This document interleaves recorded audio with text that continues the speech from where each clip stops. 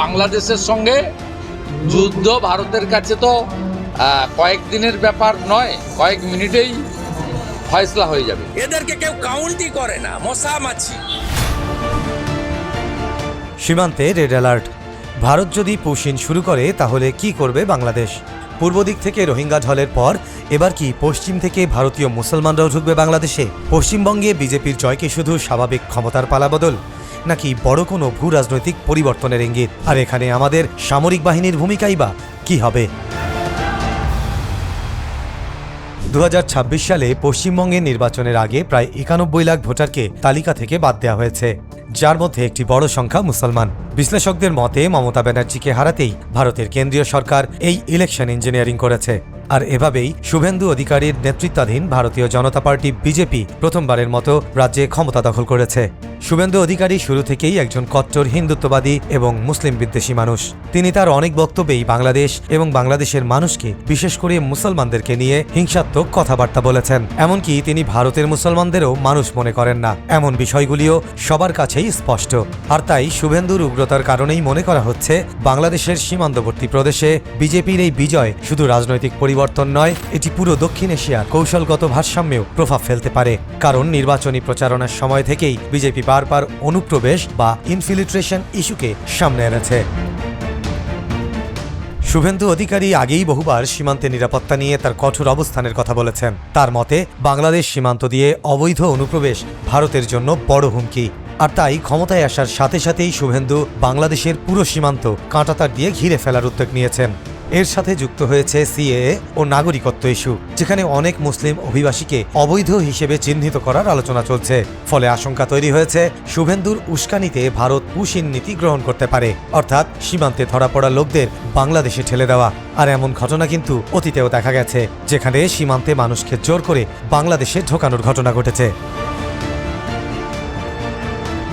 এই পরিস্থিতিতে বাংলাদেশের সীমান্তরক্ষী বাহিনী বর্ডার গার্ড বাংলাদেশ বিজিবি সীমান্তের নজরদারি বাড়িয়েছে এবং প্রয়োজন হলে জিরো টলারেন্স নীতিতে যাওয়ার প্রস্তুতি নিচ্ছে, এমনটাই শোনা যাচ্ছে। কারণ অতীতে সীমান্তে উত্তেজনা কখনো কখনো প্রায়শই প্রাণহানির দিকে গেছে। এছাড়াও সীমান্তে বেপরোয়া গুলি চালানো তো বিএসএফ এর স্বভাবের মধ্যেই পড়ে।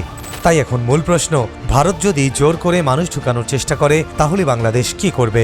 বিশ্লেষকরা বলছেন এই পরিস্থিতি শুধু সীমান্ত সমস্যা নয়, এটি একটি জিওপলিটিক্যাল সংকট হয়ে উঠতে পারে, যার কারণ সীমান্তে উত্তেজনা বাড়লে দ্বিপাক্ষিক সম্পর্ক ক্ষতিগ্রস্ত হবে, শরণার্থী সংকট তৈরি হতে পারে, দক্ষিণ এশিয়ায় নতুন রাজনৈতিক মেরুকরণ শুরু হতে পারে। বাংলাদেশের শীর্ষ পর্যায় থেকেও বারবার আশঙ্কা প্রকাশ করা হয়েছে যে বিজেপি সরকার এলে রিফিউজি ক্রাইসিস তৈরি হতে পারে। আর এটি নিয়ে কোনো মহলেই বিশেষ কোনো মতপার্থক্য নেই। এই পরিস্থিতি নিয়ে এখন 3টি সম্ভাবনা সামনে রয়েছে, যা হয়তো আমাদের অচিরেই দেখতে হতে পারে। সীমান্তে দুই দেশের বাহিনীর কঠোর এবং মুখোমুখি অবস্থান, আলোচনার মাধ্যমে উত্তেজনা কমানোর কূটনৈতিক চেষ্টা, সীমান্ত জুড়ে ছোট ছোট সংঘর্ষ যা বড় সংকটেও রূপ নিতে পারে। বিশ্লেষকরা বলছেন এই পরিস্থিতি বাংলাদেশের জন্য খুবই জটিল হতে চলেছে, কারণ ভারত যাই করুক বাংলাদেশের রাষ্ট্রযন্ত্র ভারতের বিরুদ্ধে কঠোর কোনো অবস্থানে যেতে পারবে না। তার প্রথম কারণ দুর্বল সামরিক বাহিনী, এবং দ্বিতীয় কারণ ভারত এমন পরিস্থিতি মোকাবিলা করার জন্য আগে থেকেই এই রাষ্ট্রযন্ত্রের গুরুত্বপূর্ণ জায়গায় তাদের অনুগত লোকদের বসিয়ে রেখেছে, যা ভারতের সব কাজে এই রাষ্ট্রকে নীরব সমর্থন দিতে বাধ্য করবে। আর সেই সাথে এদেশের কিছু মিডিয়া এবং বাম সংগঠনগুলো তো রয়েছেই। তবে কিছু বিশ্লেষকদের মতে এই পরিস্থিতিতে একমাত্র ভরসা দেশের সাধারণ মানুষ।